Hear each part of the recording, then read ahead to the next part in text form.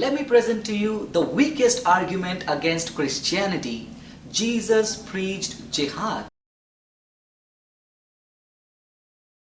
You don't believe in it?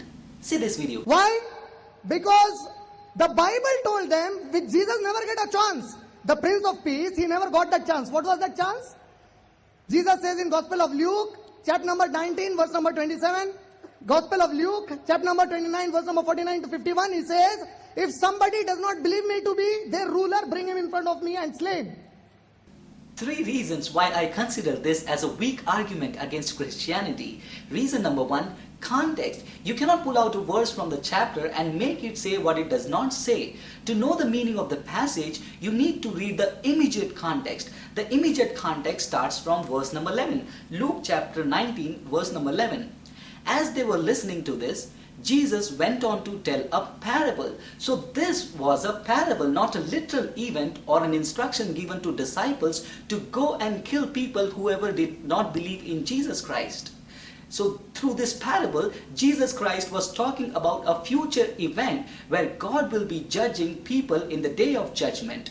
Reason number 2, he said Jesus did not get a chance. How about his disciples? They did not kill anyone. In fact, most of the disciples were martyred for the faith that they had in Jesus Christ. They did not go out and kill people in the name of Christ using this verse. Reason number 3, throughout the history, there have never been any group, any Christian group, using Luke chapter 19 verse number 27 to promote violence or to kill people for not accepting Christianity.